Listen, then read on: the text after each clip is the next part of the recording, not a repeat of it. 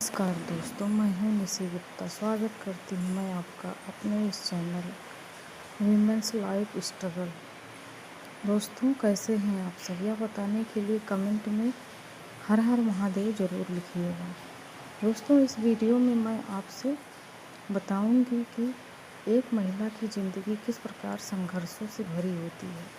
वह रोज़ संघर्ष करती है, लेकिन यह संघर्ष किसी को प्रत्यक्ष दिखाई नहीं पड़ता, क्योंकि उसका संघर्ष तब शुरू होता है जब सब लोग सो रहे होते हैं। वह अपने परिवार में सबसे पहले उठती है।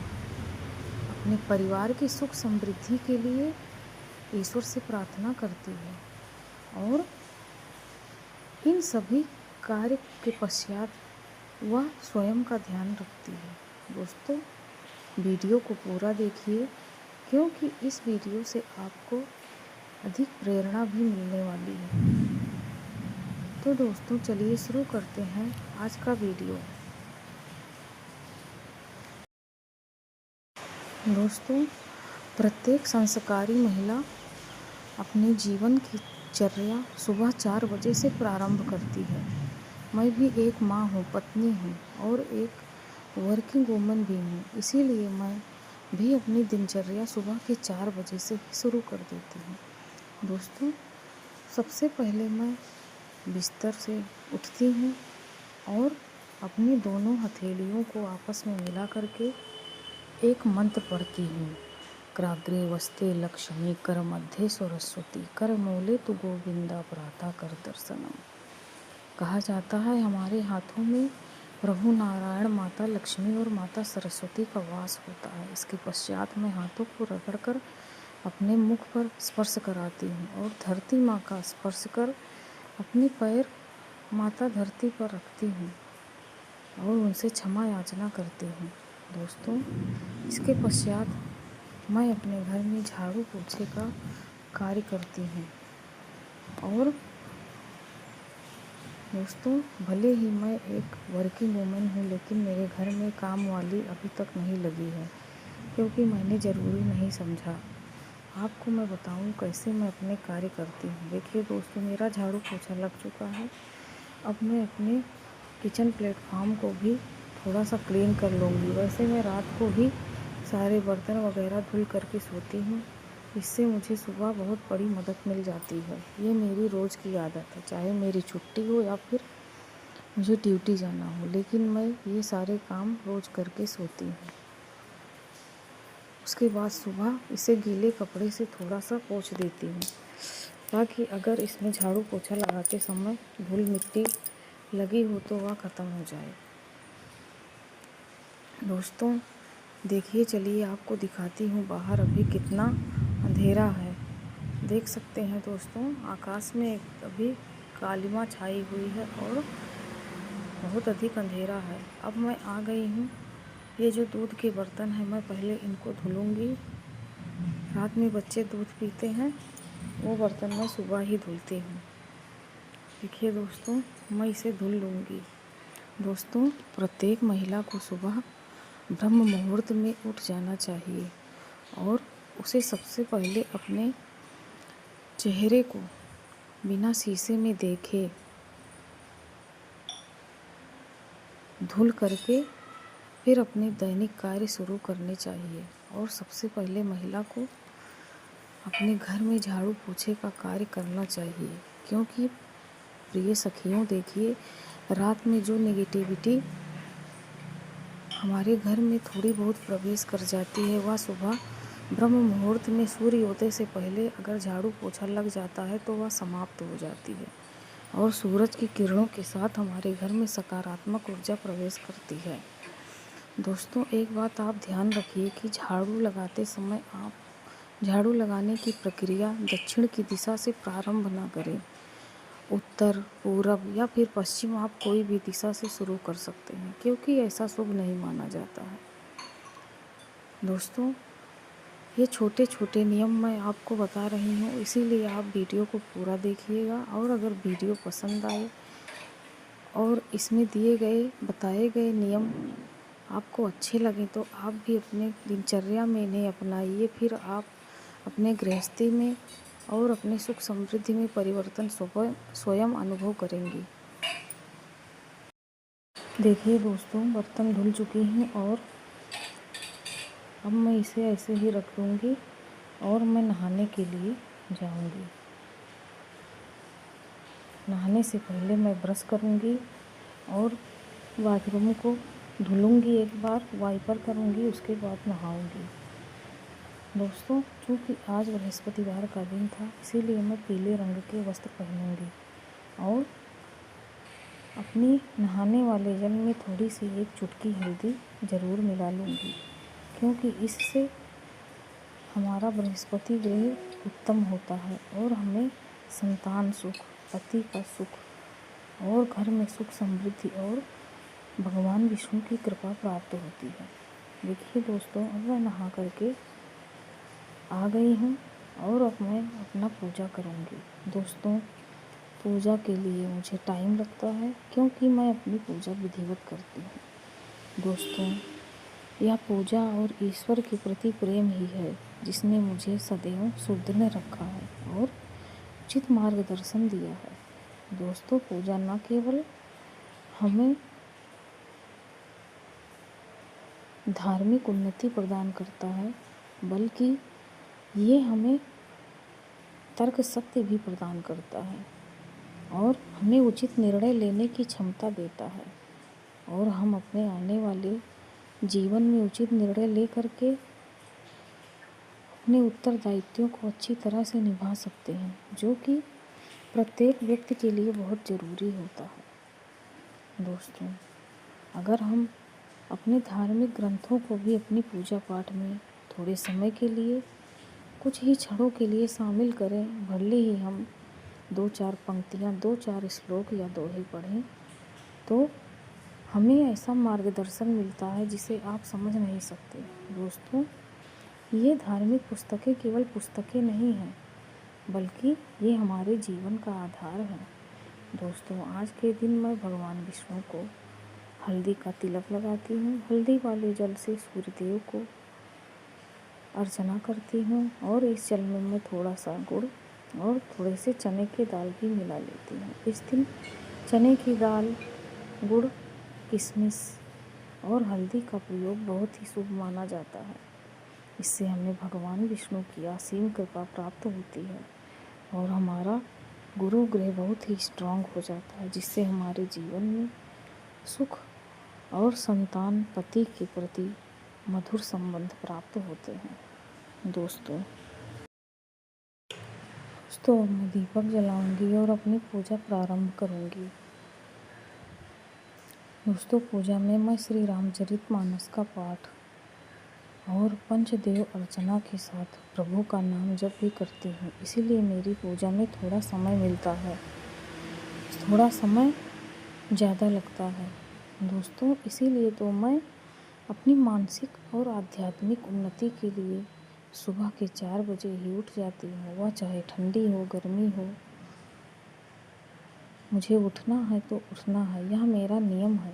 दोस्तों, यह मेरा नियम आज से नहीं है, जब से मैं पढ़ रही थी तब से यह मेरा नियम है।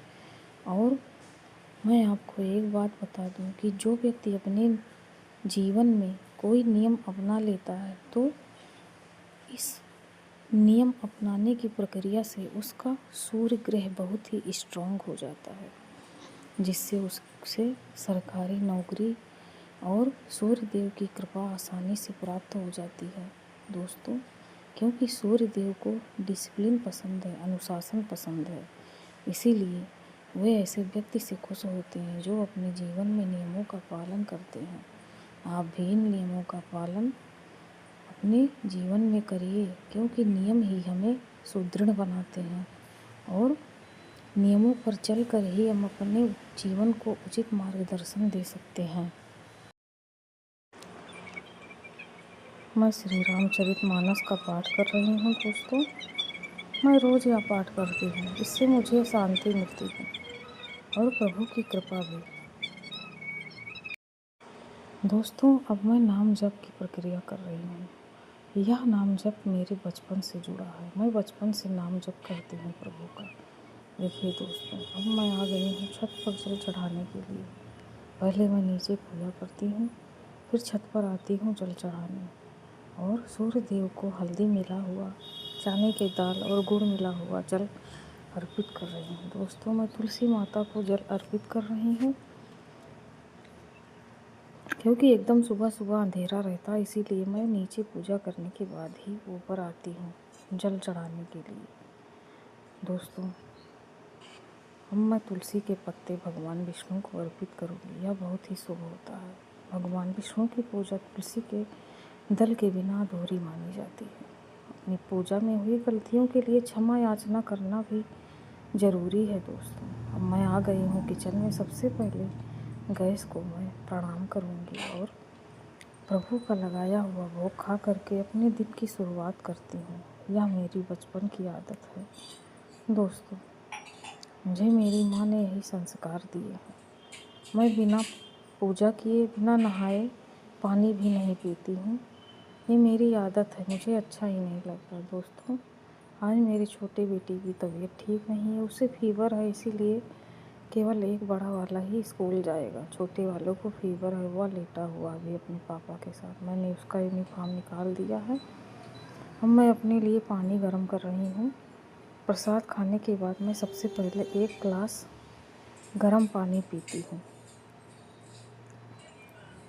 दोस्तों, पानी पीना, वो भी गुनगुना पानी, सुबह सुबह पेट के लिए बहुत ही फ़ायदेमंद होता है।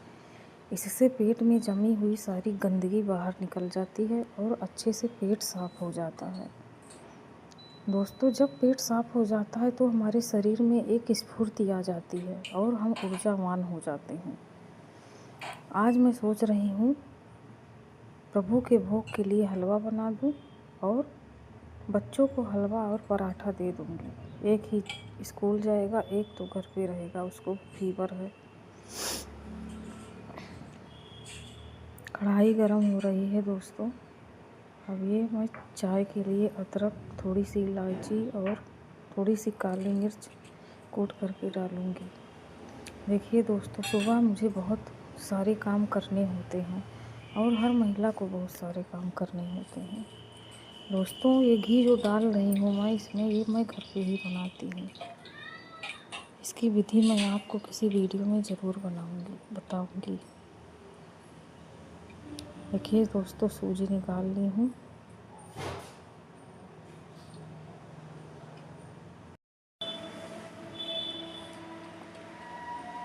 दोस्तों, घी अभी पिघल रहा है, इसे गर्म हो जाए फिर मैं सूजी को भूजूँगी। दोस्तों, देखिए मैं किस तरह से हलवा बना रही हूँ। क्या आप भी इसी तरह से हलवा बनाते हैं? कमेंट में ज़रूर बताइएगा। और मेरी दिनचर्या आपको कैसी लगती है? इसमें कोई त्रुटि है या फिर मैं ठीक से अपने कार्य करती हूँ? यह ज़रूर बताइएगा। दोस्तों, हो सकता है आपकी बातों से मुझे कुछ सीखने को मिल जाए। दोस्तों, जब आप लोग कमेंट करते हैं तो बहुत ही अच्छा लगता है। मैं इसमें थोड़े से ड्राई फ्रूट्स डालूँगी और हरी इलायची।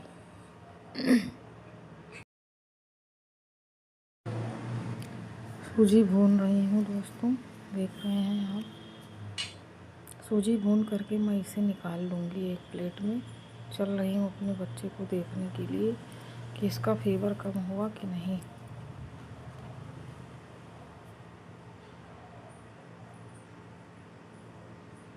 अभी उसे फीवर है और वो सो रहा है अपने पापा के साथ।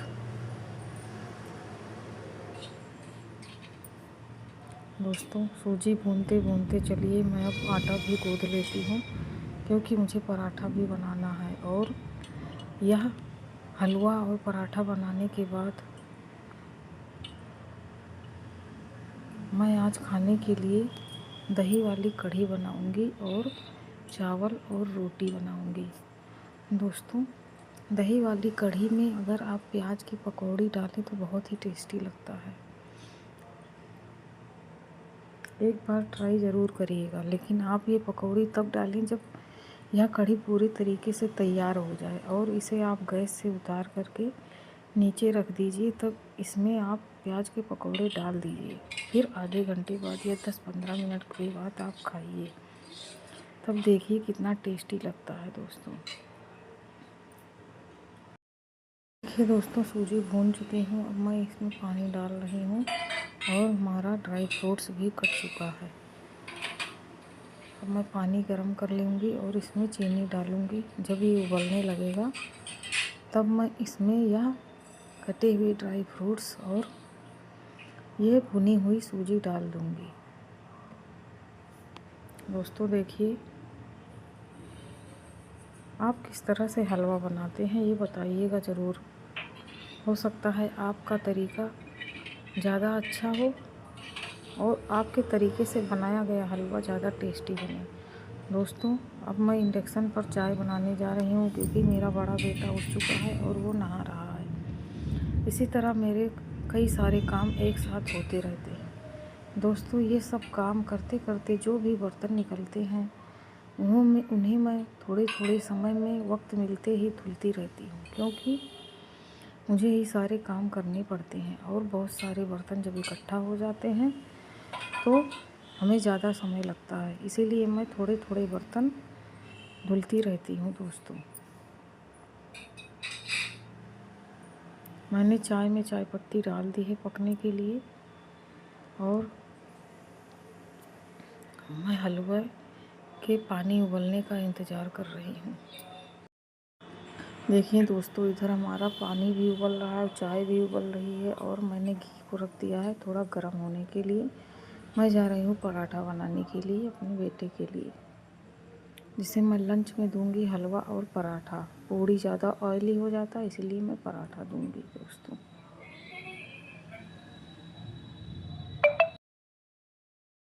चलिए अब मैं इसमें ये सूजी डाल देती हूँ और इसको पकने के लिए छोड़ देती हूँ। उधर चाय भी पक रहा है।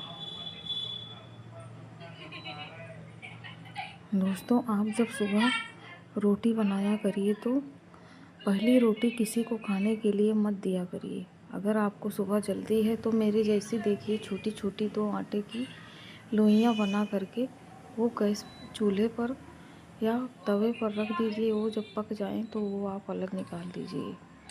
इससे आपका नियम भी हो जाएगा और आपका काम जल्दी भी हो जाएगा। दोस्तों, मैं इसे किनारे रख दूँगी और पराठा बनाऊँगी। मैं ऐसा रोज़ करती हूँ। आप भी यह प्रक्रिया अपना सकते हैं, क्योंकि दोस्तों तवे की पहली रोटी किसी को नहीं दी जाती है। इससे हमारे बरकत पर असर पड़ता है। और दोस्तों, एक और नियम आपको बता दूँ, अगर आप खाना बना रहे हैं और भले ही आपका खाना बन गया है और आपने गैस को बंद भी कर दिया है, लेकिन आपने उस पात्र को गैस के ऊपर रखा हुआ है, तो आपको किसी को खाना सर्व नहीं करना चाहिए, क्योंकि ऐसा करने से आपके कामों में रुकावट आ जाती है और जो भी व्यक्ति इस खाने को खाएगा उसका चढ़ा हुआ मन उतर जाएगा और उसका कार्य बाधित हो जाएगा। दोस्तों, इस नियम को आप विशेष ध्यान रखिए और ख़ास तौर से अपने बच्चों, पति, वैसे किसी को भी इस तरह से चूल्हे से उतरा हुआ भोजन खाने को मत दीजिए। दोस्तों, रोटी में भी हमें यही ध्यान रखना है। अगर हमें रोटी को किसी को देना है तो हम पहले रोटी को एक प्लेट में रख लेंगे, फिर उस व्यक्ति तक ले जाएंगे जिसे हमें देना है।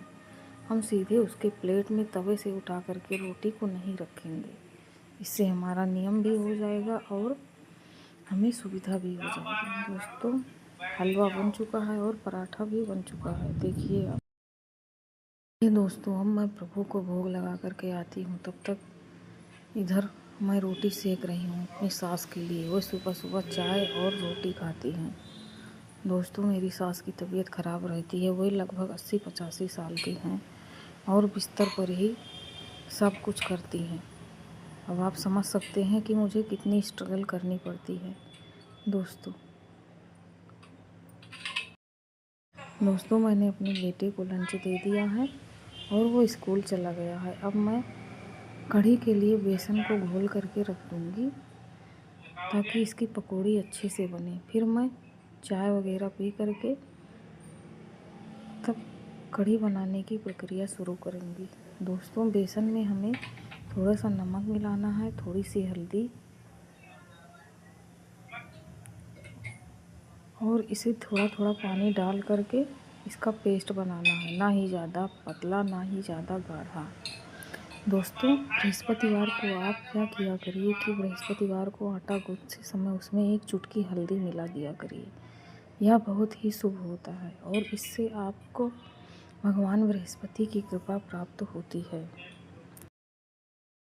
देखिए दोस्तों, बेसन मैं फेर चुकी हूँ। अब इसे मैं रख दूँगी और चल रही हूँ अपने बाबू के पास, छोटे वाले के पास।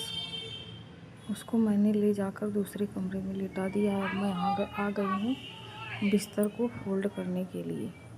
दोस्तों, रात में एसी चलाते हैं बच्चे और उनको सर्दी लगती है तो वे कंबल ओढ़ते हैं। क्या करें, गर्मी ही इतनी ज़्यादा है। दोस्तों, आप भी यही किया करिए। जब सभी लोग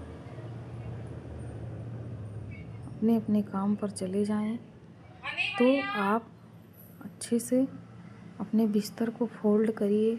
टॉवल अगर इधर उधर पड़ा है तो उसे सही जगह पर रखिए, धूप में डालिए और अपने घर को सदैव व्यवस्थित रखिए, क्योंकि माता लक्ष्मी को व्यवस्थित और साफ़ सुथरा घर ही पसंद है। वे गंदी जगह पर निवास नहीं करती हैं। दोस्तों, हमें अपने बिस्तर को सदैव साफ और सुथरा रखना चाहिए, क्योंकि यह हमारे शुक्र ग्रह से जुड़ा हुआ है और हम इस पर शयन करते हैं। बिस्तर सही हो चुका है दोस्तों। मैं चादर को अच्छे से सही कर दूंगी। और देखिए, मेरे छोटे बाबू का बैग रखा हुआ है। वो स्कूल नहीं गया है क्योंकि वह बीमार है, उससे फीवर है।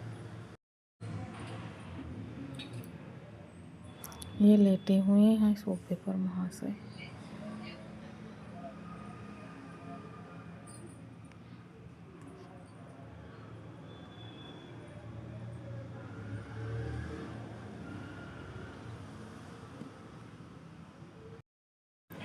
दोस्तों, मैंने अपने बाबू के सिर पर थोड़ी पट्टी रखी ठंडे पानी की। अब मैं आ गई हूँ फिर से किचन में और उसको चाय दिया पीने के लिए।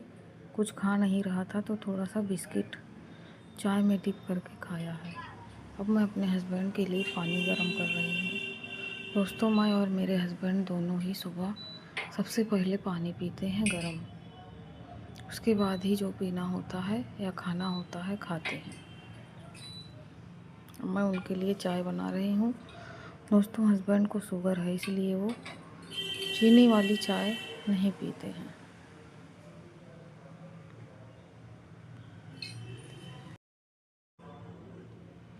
पानी उबलना शुरू हो गया। अब मैं इसमें दूध ऐड करूँगी दोस्तों।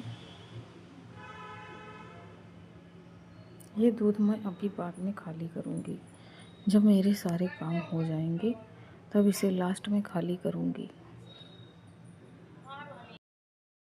ये दोस्तों, इधर कढ़ी बनाने के लिए मैं एक छोटा सा प्याज, थोड़ी सी अदरक और कुछ लहसुन की कलियां छील रही हूँ। अभी मैं आपको कढ़ी बनाना भी बताऊंगी। दोस्तों, ये कढ़ी बहुत ही टेस्टी लगती है और बृहस्पतिवार को इसे बनाना बहुत ही शुभ माना जाता है। इसीलिए आप भी इस तरह की कढ़ी बनाया करिए और अपने पूरे परिवार के साथ खाइए। यह बहुत ही शुभ माना जाता है। चाय उबल रहा है दोस्तों। अब मैं इसे छानूंगी। चाय मैंने अपने हस्बैंड को दे दिया है। अब मैं कढ़ी के लिए थोड़ी सी प्याज वाली पकौड़ी भी बनाऊंगी और उसमें ऐड करूंगी। दोस्तों, कढ़ी में प्याज वाली पकौड़ी बहुत ही टेस्टी लगती है और इसका स्वाद और अधिक बढ़ जाता है। कढ़ी के लिए मैं प्याज काट रही हूँ दोस्तों, देख सकते हैं आप। इसके बाद बेसन डाल करके थोड़ा सा मैं इसमें नमक डालूँगी और इसका पेस्ट बना लूँगी। पेस्ट ना ज़्यादा गीला होगा और ना ही ज़्यादा मोटा। दोस्तों, प्याज की पकौड़ी अगर धीरे धीरे आंच पर तली जाए तो बहुत ही यम्मी और टेस्टी बनती है। मैं दही को मथ लूँगी मिक्सर में। इससे कढ़ी बहुत ही अच्छी बनती है और टेस्टी लगती है।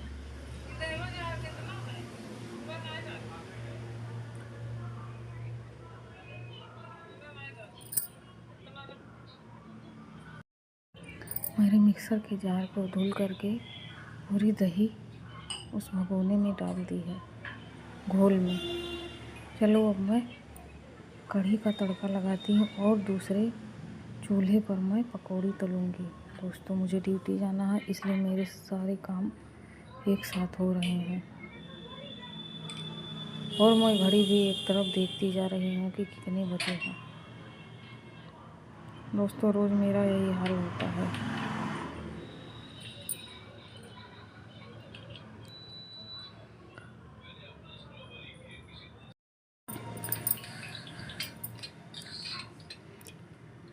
कढ़ी वाला तड़का मैंने लगा दिया है। दोस्तों मैंने उसमें थोड़ी सी राई, थोड़ा सा मेथी और थोड़ा सा जीरा का तड़का लगाया है और बारीक कटे हुए लहसुन, बारीक कटी हुई प्याज और बारीक कटा हुआ अदरक डाला है। साथ में 3-4 लाल मिर्च बीच से तोड़ करके अवश्य डालें और इसी समय थोड़ा सा मैं करी पत्ता भी ऐड करूँगी। दोस्तों जब करी पत्ता कढ़ी के साथ पक जाता है तो उसका स्वाद 2-3 गुना बढ़ जाता है। अब इधर हमारी कढ़ाई ये गर्म हो रही है तेल वाली, जिसमें हम पकौड़ी तलेंगे। दोस्तों देख रहे हैं आप, मेरे कई काम साथ साथ ऐसे ही चलते हैं, वो भी रोज़ का रोज़। क्या आपकी मदद कोई करता है दोस्तों? कमेंट में ज़रूर बताइएगा। चलिए दोस्तों मैं पहले सादे वाले पकौड़ी बना लेती हूँ जिसमें प्याज नहीं पड़ा हुआ है, उसके बाद मैं बनाऊँगी प्याज वाली पकौड़ी।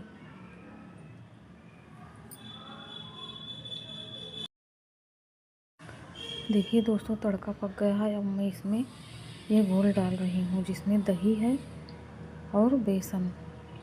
ये पूरा मैं धुल करके डाल दूँगी क्योंकि दही को बर्बाद नहीं किया जाता है, यह शुक्र ग्रह का कारक है। दही, दूध, घी ये सब वेस्ट करने से हमारे ग्रह खराब होते हैं दोस्तों।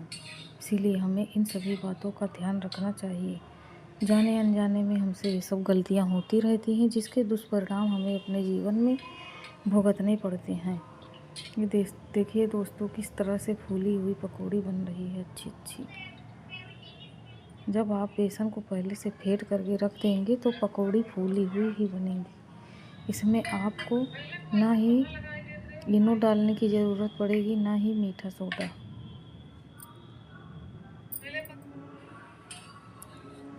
अब मैं इन पकौड़ियों को पलट दूंगी और दूसरी तरफ पकाऊंगी।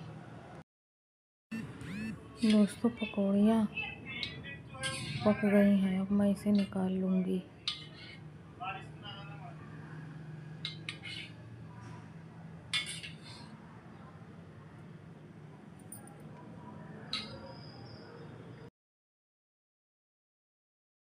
आप देख सकते हैं दोस्तों कितनी यम्मी पकौड़ी लग रही है।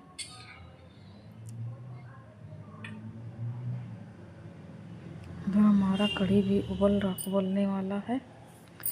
दोस्तों कढ़ी जब उबलने लगेगा तभी हम उसमें हल्दी डालेंगे और जब अच्छे से पकने लगेगा तब नमक डालेंगे, ताकि हमारा दही फटने ना पाए जो हमने कढ़ी में मिलाया हुआ है। और कढ़ी को हम थोड़ा थोड़ा बीच बीच में चलाते रहेंगे और हमेशा मीडियम आंच पर ही पकाएंगे, नहीं तो तेज़ आंच पर कढ़ी की दही फट जाएगी और कढ़ी अच्छी नहीं बनेगी दोस्तों। अब मैं इसमें नमक डालूँगी, हल्दी मैं इसमें डाल चुकी हूँ।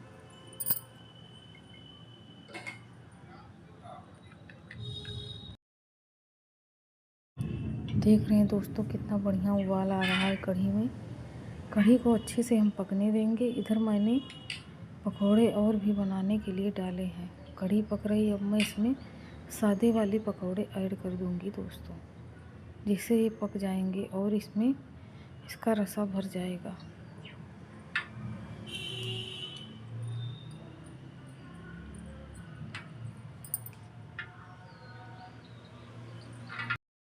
देखिए दोस्तों जब तक कढ़ी उबल रही है थोड़ी और ये पकोड़े पक रहे हैं, तब तक मैं चल करके थोड़ा सा बर्तन जो नाश्ते का निकला हुआ है वह धुल लेती हूँ। दोस्तों मैं बीच बीच में थोड़े बहुत बर्तन धुलती रहती हूँ। ये देखिए बर्तन मैं धुल चुकी हूँ। अब मैं इसे लगाती हुई जाऊंगी साथ में।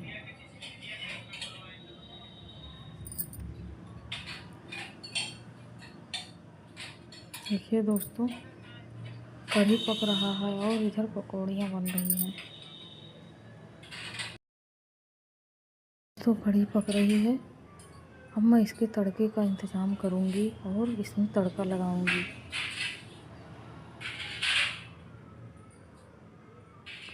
दोस्तों, कढ़ी को थोड़ा थोड़ा बीच बीच में चलाते रहेंगे। चलिए अब मैं इसमें तड़का लगाती हूँ और मेरी पकौड़ी भी इधर बन चुकी है। दोस्तों, सबसे पहले हम भगोने को गरम कर लेंगे। जब ये गरम हो जाए तब हम इसमें तेल ऐड करेंगे थोड़ा सा।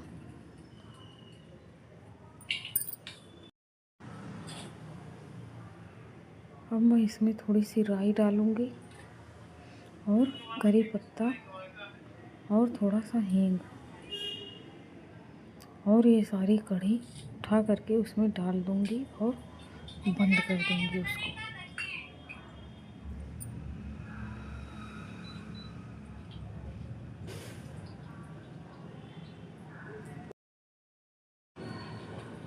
देखिए दोस्तों, हमारा तड़का पक चुका है। अब मैं इसमें ये सारी कढ़ाई डाल दूंगी।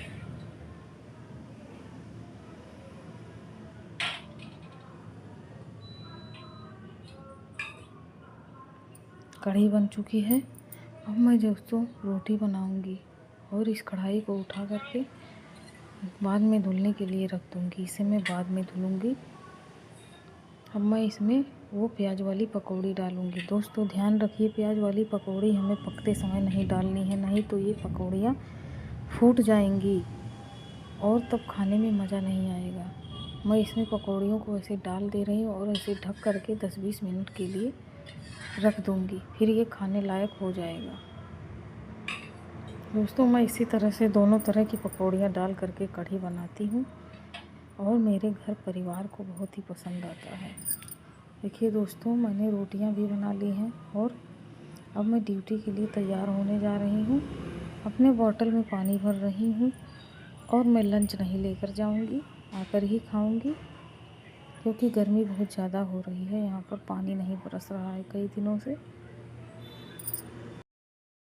अपने लिए थोड़ी सी पकौड़ियाँ भी रख ले रही हूँ, वही मैं खा लूँगी ड्यूटी पर टाइम मिलने पर। दोस्तों, अब मैं चल रही हूँ तैयार होने के लिए। देखिए दोस्तों, मैं तैयार होकर के आ गई हूँ और अपने बैग में ये मैं लंच रख रही हूँ।